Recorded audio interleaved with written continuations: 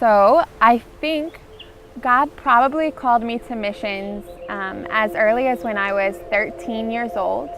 But I'm really glad that I didn't become a missionary then. I was sitting in my 7th grade science class, listening to these missionaries who came to my public school, so that was not a coincidence.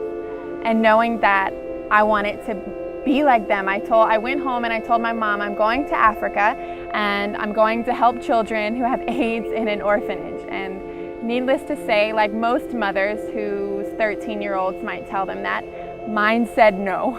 And she said, if you want to help people, start small. And the reason I'm really glad that God didn't call me then is, in my head, mission work meant just helping people. And then I finally had the opportunity to go on my first mission trip to Costa Rica when I was 19, my freshman year of college, and my life changed. On that mission trip, I realized that helping the poor, serving people, but also telling them about Jesus was more fulfilling than anything I'd experienced in my entire life. I wanted to make that a part of my life more permanently.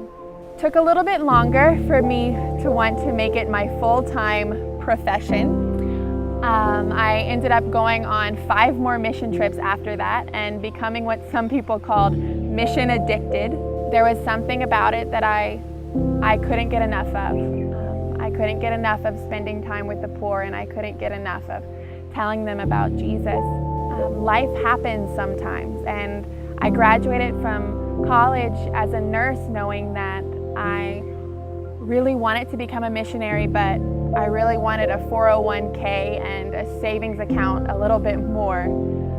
At least I thought at the time. So I started to work as a nurse, and as wonderful as that job was, and as much as I loved it, something was missing. And it wasn't until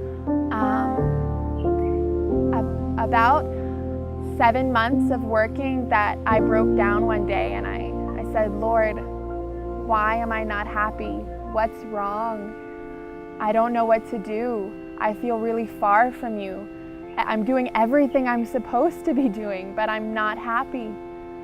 And in that moment, I opened my Bible, which probably had started to collect a bit of dust at that point, and I opened to Romans chapter 10, verses 13 to 15, and what it said was, all who call upon the name of the Lord shall be saved. But how can they call on him in whom they have not heard? And how can they hear without someone to preach? Blessed are the feet of those who bring the good news. And as I read that passage, I wept. I didn't just cry, I wept. And it was in that God really shook me out of the comfort zone that I was trying to build for myself. And I completely forgot that there are people in this world who have so little and they need help. But most importantly, there are far too many people in this world who don't know about Jesus, who don't know what he can do for them, who don't know that he is the love of their life just waiting to be known.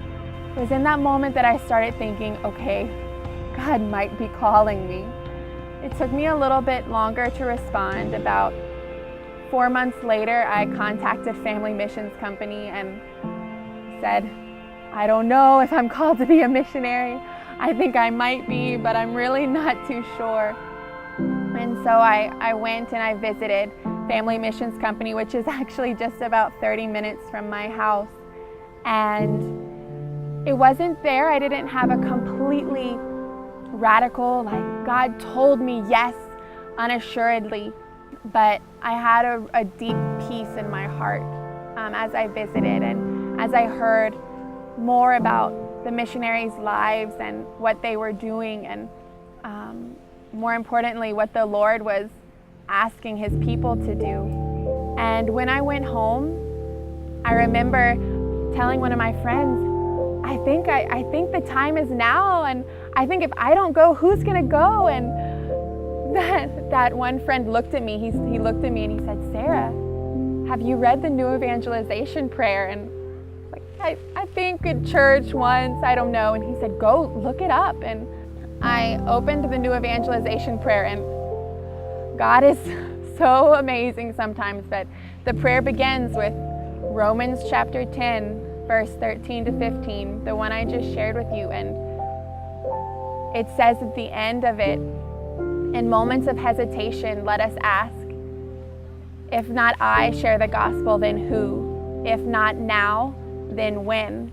And if not the gospel, then what should I preach?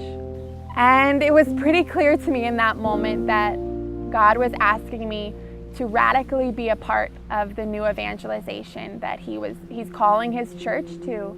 He wanted me to go and to the ends of the world to share His good news. It was a huge leap of faith on my part. The Lord asked me to trust Him in a way that I haven't been asked to do before, but it's a choice that I definitely have not regretted, and I will never regret, because God has been with me every moment, and my life has been more richly full than I could ever imagine.